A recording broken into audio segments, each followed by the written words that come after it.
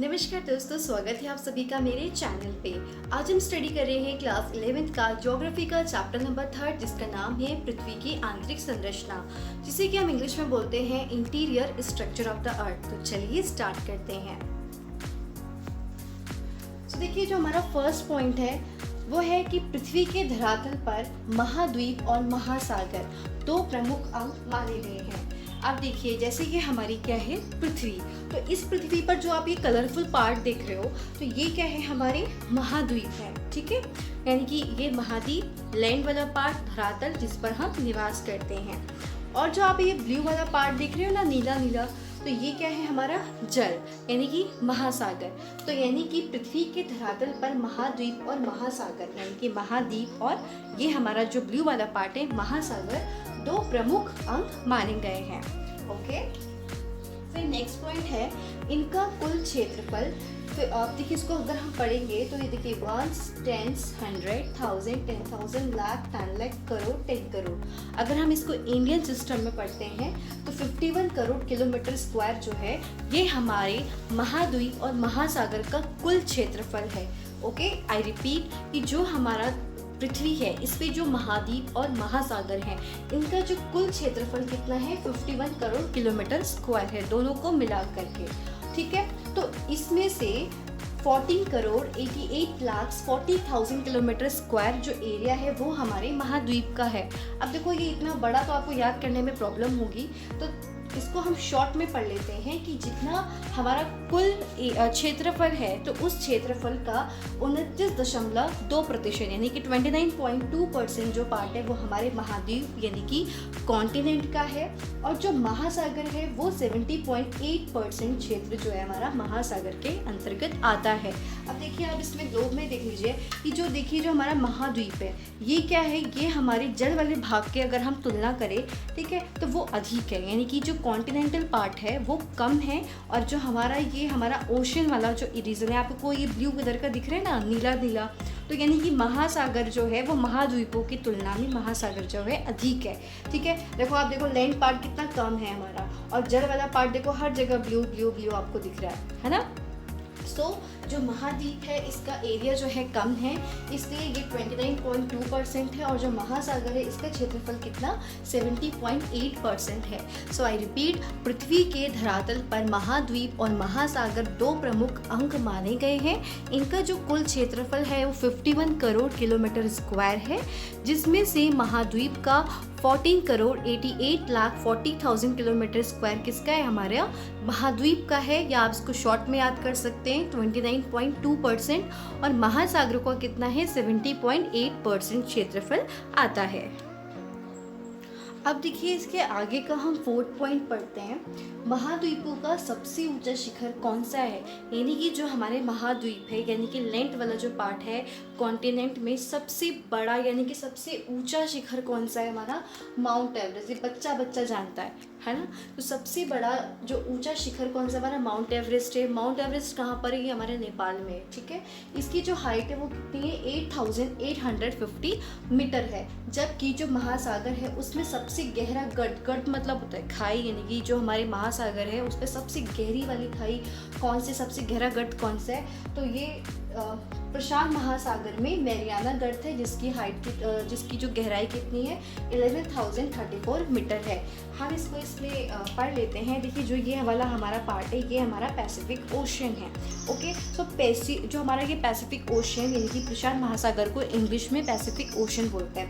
तो यहाँ पर हमारी मैरियाना गर्त है, और इसकी गहराई कितनी है, 11,034 मीटर है। ओके, नेक्स्ट है पृथ्वी का भारी भाग जिस पर मानव निवास करता है भूपर्वती, यानी कि इंग्लिश में क्या बोलते हैं, भूपर्वती को क्रस्ट बोलते हैं। ठीक है, यानी कि अब देखिए जिस पर हम निवास करते हैं, यानी कि जो ये जैसे कि हमारा लैंड पार्ट है, तो इसके इस वाले पार्ट पे क्या है, ये इस वाले पार्ट पे हम निवास करते हैं ना, तो ये वाला जो पार्ट है इसे हम क्या कहते हैं, क्रस्ट कहते हैं। ठीक है, और जो हमारे ये क्रस्ट है इसको भी दो भागों में विभाजित किया गया है, हमारी भूपर्वती को। ठीक है, एक है हमारी समुद्री भूपर्वती और एक है महाद्वीपीय भूपर्वती। आई रिपीट, महाद्वीपों का सबसे ऊंचा शिखर कौन सा है हमारा? माउंट एवरेस्ट है, जिसकी हाइट कितनी है? 8,850 मीटर है। जबकि महासागरों में सबसे गहरा गर्त कौन सा है? प्रशांत महासागर में मैरियाना गर्त है, जिसकी गहराई है 11,034 मीटर। ओके, नेक्स्ट पार्ट है कि पृथ्वी का भारी भाग जिस पर मानव निवास करता है, ठीक है, उसे भूपर्पट्टी कहते हैं। और भूपर्पट्टी को भी दो पार्ट्स में डिवाइड किया गया है, समुद्री भूपर्पट्टी और महाद्वीपीय भूपर्पट्टी। तो देखिए, जो समुद्री भूपर्पट्टी है उसे हम इंग्लिश में क्या बोलते हैं? Oceanic crust. और जो महाद्वीपीय होती है उसे बोलते हैं कॉन्टिनेंटल क्रस्ट। ओके, सो इसकी जो नोट्स है वो मैं आपको शेयर कर दूंगी। ओके, और ये देखिए, पॉइंट्स में पढ़ने में क्या होता है, काफ़ी इजी होता है, ठीक है, आपके पॉइंट्स भी बन जाते हैं, अच्छे बन जाते हैं और आपको पढ़ने में भी मज़ा आता है, ठीक है। तो आप इसको देख लीजिए। अब देखिए, अब हम बात कर रहे हैं समुद्री भूपर्पट्टी की। मैंने आपको बताया जो क्रस्ट है, तो जो क्रस्ट है उसको भी दो मेनली, यानी कि एक तो ओशियनिक क्रस्ट है और दूसरी कौन सी हमारी? कॉन्टिनेंटल क्रस्ट है। तो अभी हम स्टडी कर रहे हैं ओशियनिक क्रस्ट के बारे में, यानी कि समुद्री भूपर्पट्टी के बारे में। तो जो फर्स्ट पॉइंट अगर हम बात करें तो पृथ्वी के भूपटल के 71% भाग पर क्या है? जल है। जैसे कि आप देख ही चुके हैं हमारे ग्लोब में कि जो पानी वाला जो क्षेत्र है उसकी जो प्रतिशत है, जो मात्रा है आप कह सकते हैं, तो वो ज़्यादा है। तो यानी कि 71% जो है हमारा जल है। जो ये हमारी समुद्री भूपर्पट्टी है, ठीक है, यानी कि ओशियनिक जो क्रस्ट है, यानी कि आपको देखिए जो हमारा समुद्र है, तो समुद्र के नीचे भी तो हमारी क्रस्ट होती है ना, यानी कि ऊपर पानी पानी है और उसके नीचे क्या है? हमारी ये भूपटल यानी कि क्रस्ट पाया जाता है ना। सो ये लगभग कितना? 4 किलोमीटर औसत बोला गया है कि लगभग ये 4 किलोमीटर औसत तक जल से ढकी हुई है। अब आप देख सकते हैं जैसे कि ये क्या है? हमारा समुद्र है, जो ये इसमें क्या बताया कि 4 किलोमीटर तक तो जल है, यानी कि आप देखते हो ना पानी ऊपर से, तो ये जो पूरा पानी है, ये पानी कितना है? लगभग 4 किलोमीटर तक क्या है कि ढका हुआ है।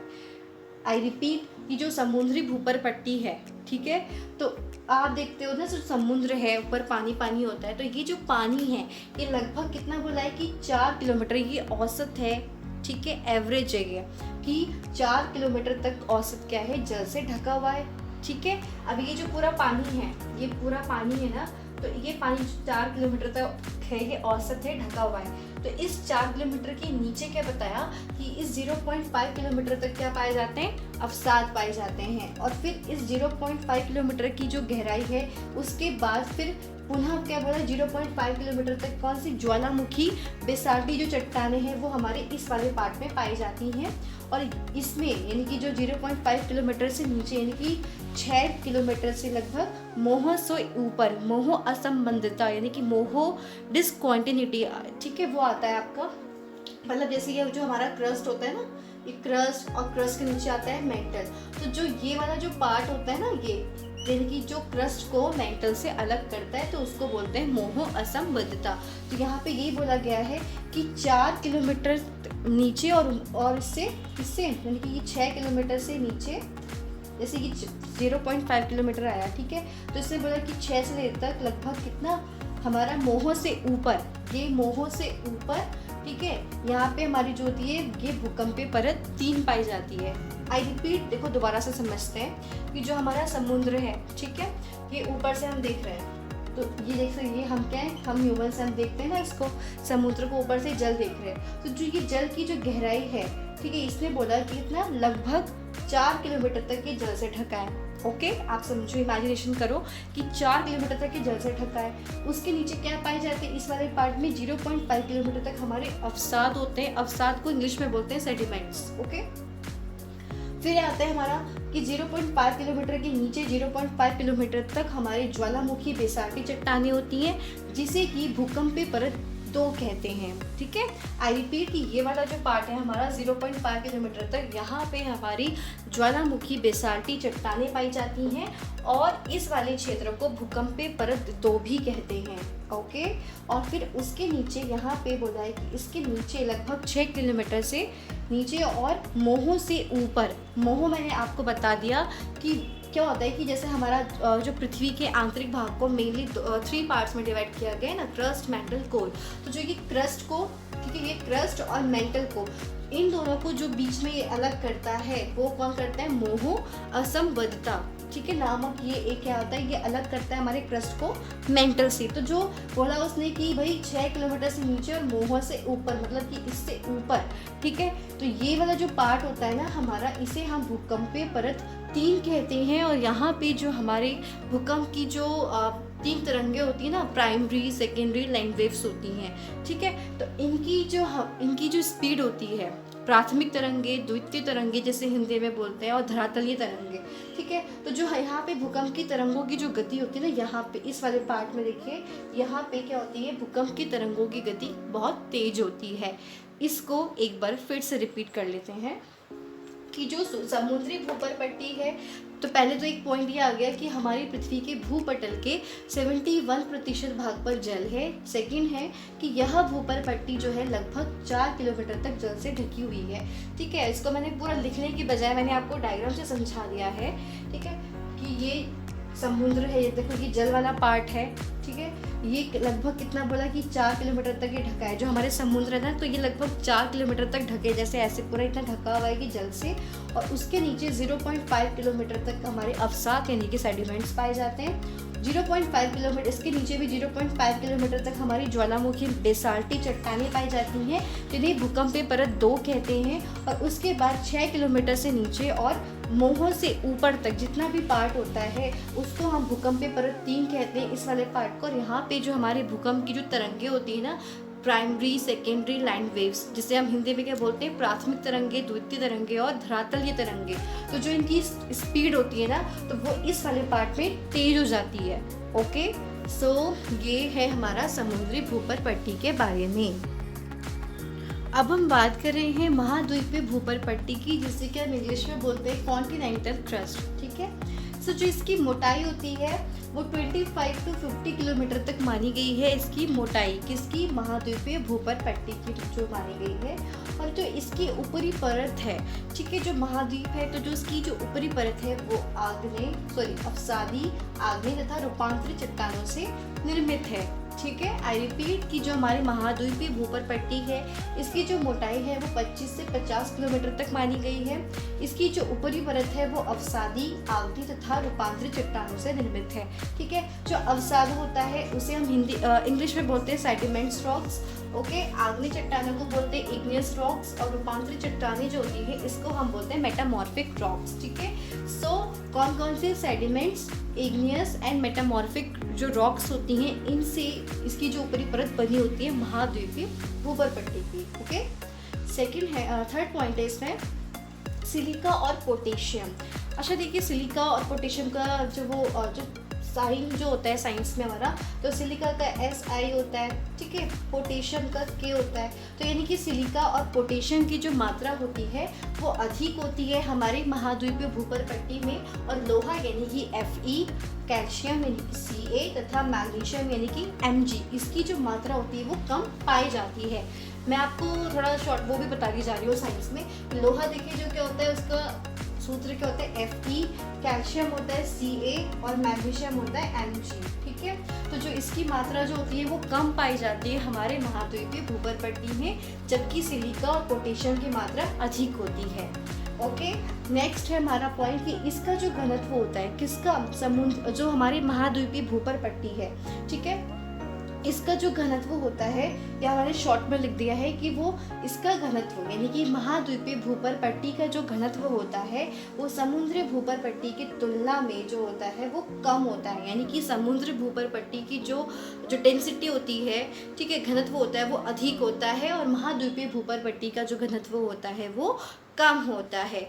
एक बार इसको दोबारा से पढ़ लेते हैं कि जो महाद्वीपीय भूपर पट्टी है उसकी मोटाई होती है कितनी, 25 से 50 किलोमीटर तक मानी गई है। इसके ऊपर जो परत होती है अवसादी यानी कि सेडिमेंट्स, आग्नेय यानी कि इग्नियस एंड रूपांतरित मतलब होता है मेटामॉर्फिक रॉक से निर्मित है, ओके, चट्टानों से निर्मित है। और इसमें सिलिका यानी कि जो हमारी महाद्वीपीय भूपर पट्टी है, कॉन्टिनेंटल क्रस्ट है, इसमें सिलिका और पोटेशियम की मात्रा अधिक होती है, जबकि लोहा यानी कि Fe, कैल्शियम Ca, मैग्नीशियम यानी कि Mg, इसकी मात्रा जो होती है वो कम पाई जाती है। इसका जो घनत्व यानी कि जो हमारा कॉन्टिनेंटल की क्रस्ट है, इसकी जो डेंसिटी होती है यानी कि घनत्व होता है वो समुद्री भूपर पट्टी की तुलना में कम होता है, ठीक है। सो ये जो हमारे कुछ पॉइंट्स थे आज के पार्ट में हम इतना ही स्टडी करेंगे, ठीक है।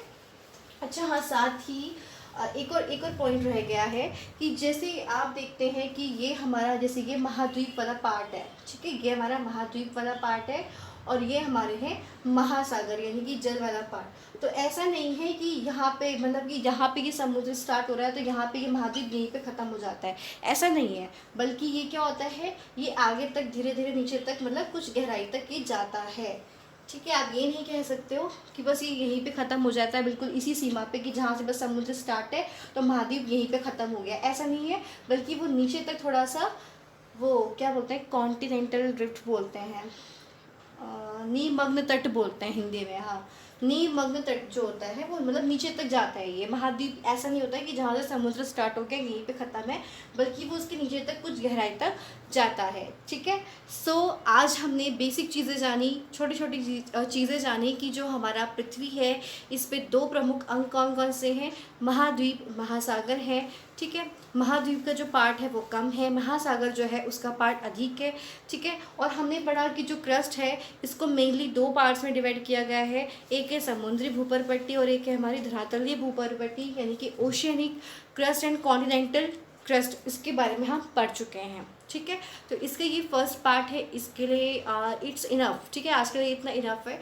सो अगर आपको इसमें कुछ कन्फ्यूज़न होती है तो आप कमेंट कर सकते हैं। अच्छा लगे वीडियो तो इसे शेयर करना मत भूलना, चैनल को सब्सक्राइब नहीं किया तो कर लेना और बेल आइकन को प्रेस कर देना। तो चलिए आज के लिए इतना ही, फिर मिलते हैं नेक्स्ट वीडियो में जिसमें हम इसके आगे का स्टडी करेंगे। तो चलिए आज के लिए इतना ही, फिर हम मिलते हैं नेक्स्ट वीडियो में, तब तक के लिए धन्यवाद।